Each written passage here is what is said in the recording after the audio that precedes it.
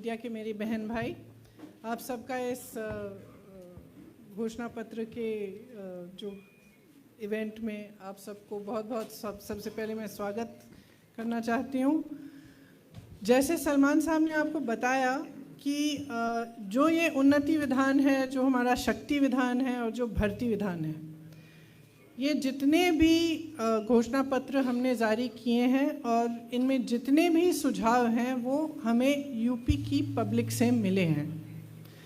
हमने पिछले मेरे ख्याल से 1.5 साल से ये कोशिश की कि हम उत्तर प्रदेश के कोने कोने में जाएं, हमारे नेता, हमारे मैनिफेस्टो कमेटी जाए और सबसे चर्चा करके जो उनके अहम मुद्दे हैं, जो उनकी समस्याएं हैं, उनको सुलझाने का काम कैसे किया जाए, इसके बारे में चर्चा करके तभी ये सारे सुझाव इस घोषणा पत्र में आए हैं।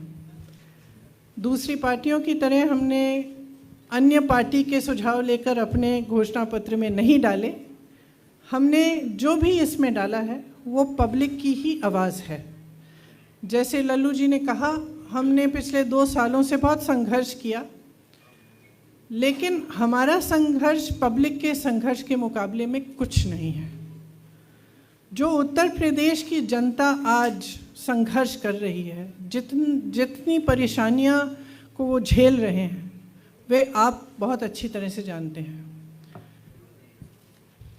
जो सबसे बड़ा मुद्दा है रोज़गार का मुद्दा, उसके बाद महंगाई का मुद्दा, इन दोनों को निपटाने के लिए इनको कैसे हम इन समस्याओं को किस तरह से हम सुलझाएं, उसके लिए हमने बहुत चर्चा की और हमने काफ़ी इस विधान में भी और जो भर्ती विधान है, शक्ति विधान है, उसमें भी हमने इसके बारे में अपनी घोषणाएं की हैं।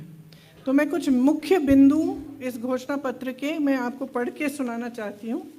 सबसे पहले तो जो हमारी प्रतिज्ञाएँ थीं, जिनके बारे में आपको पहले से जानकारी है, लेकिन एक बार दोहराना चाहती हूँ मैं कि किसानों का पूरा कर्जा माफ़ किया जाएगा।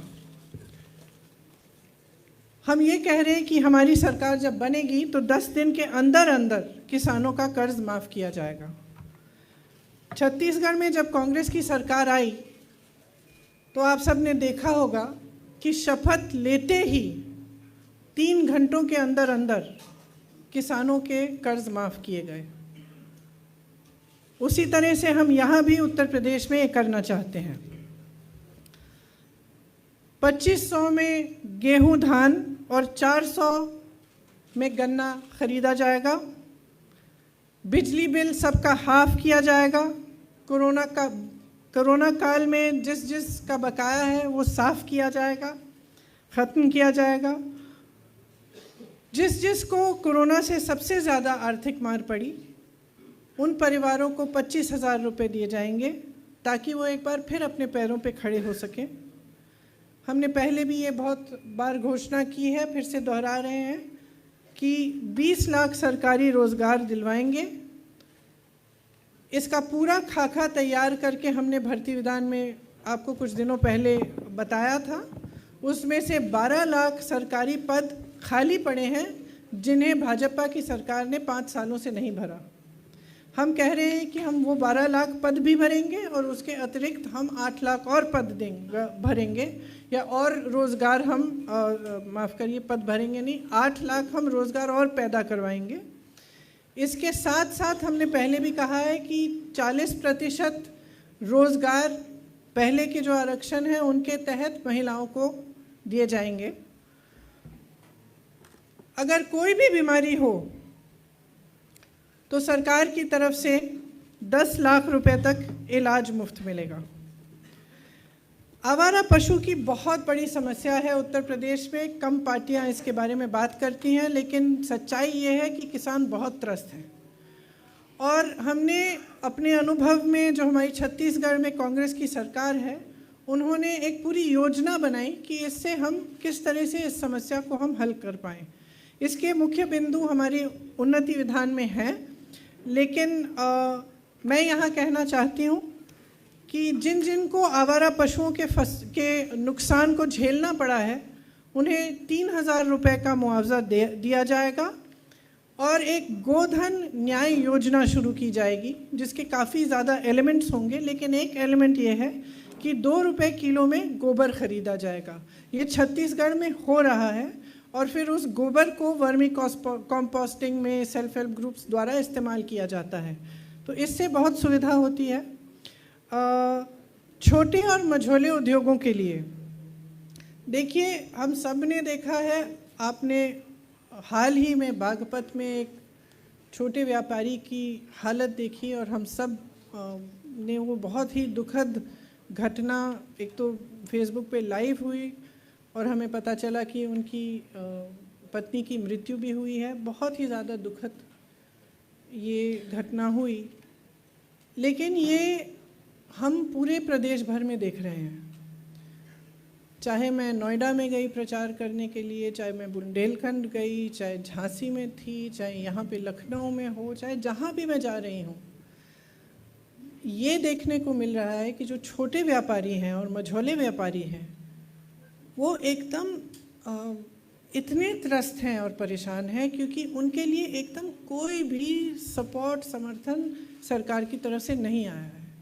और चाहे नोटबंदी हो, चाहे उसके बाद जीएसटी हो, और उसके बाद जो कोरोना का लॉकडाउन हुआ, सबसे बड़ा प्रभाव इन्हीं व्यापारियों पे हुआ है।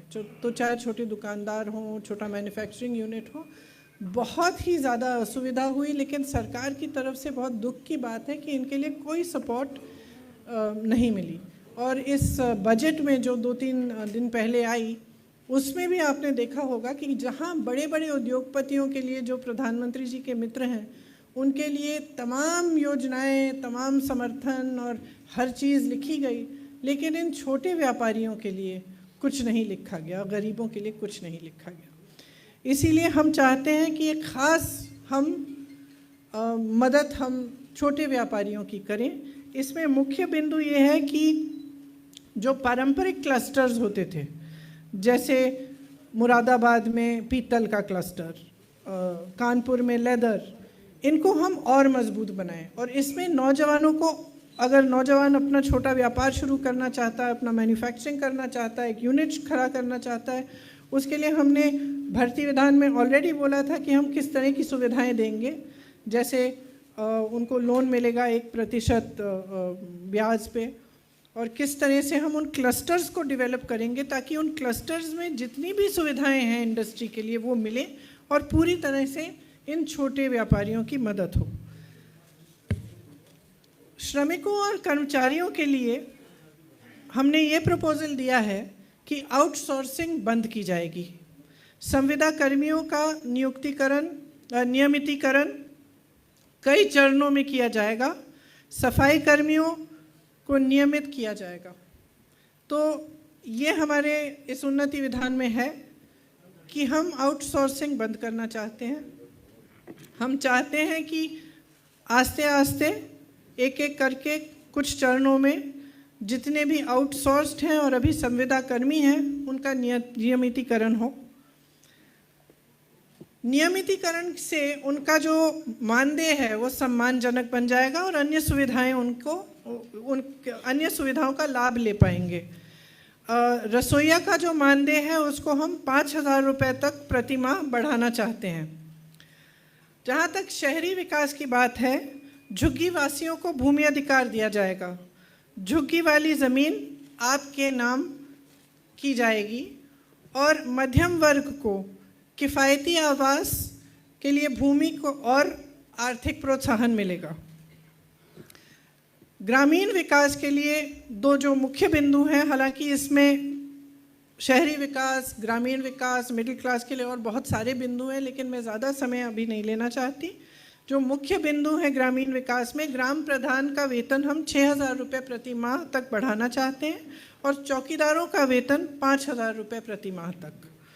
स्वास्थ्य सेवाओं के लिए जो बजट में पैसा एलोकेट किया जाता है वो काफ़ी कम है उत्तर प्रदेश में। हम इसको 5% बढ़ाना चाहते हैं। कोरोना के दौरान जान गंवाने वाले कोविड योद्धाओं को 50 लाख रुपए का मुआवजा मिलेगा। शिक्षा में स्कूल फीस में जो बेतहाशा बढ़ोतरी हो रही है उस पर नियंत्रण किया जाएगा।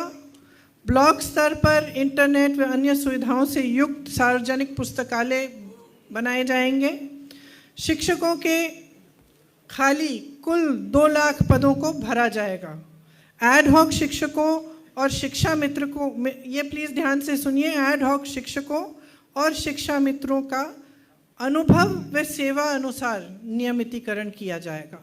ये एक बहुत बड़ा डिमांड था और शिक्षा मित्रों ने इसके लिए बहुत संघर्ष किया। मैं बहुत सारी महिलाओं से मिली, बहुत सारी शिक्षा मित्रों से मिली जो सालों से संघर्ष कर रहे हैं कि उनका मानदेय बढ़े, कि उनका नियमितीकरण किया जाए। तो हम उनको कहना चाहते हैं कि हमने आपकी आवाज़ सुनी और अगर हमारी सरकार बनेगी तो हम ये काम आपके लिए करके दिखाएंगे। संस्कृत और उर्दू शिक्षकों के खाली पद जो हैं वो भी भरे जाएंगे। सामाजिक न्याय के लिए अनुसूचित जाति के छात्रों व अनुसूचित जनजाति के छात्रों को केजी से पीजी तक मुफ्त शिक्षा मिलेगी। अति पिछड़ी जातियों के लिए आरक्षण का सब कोटा बनाया जाएगा।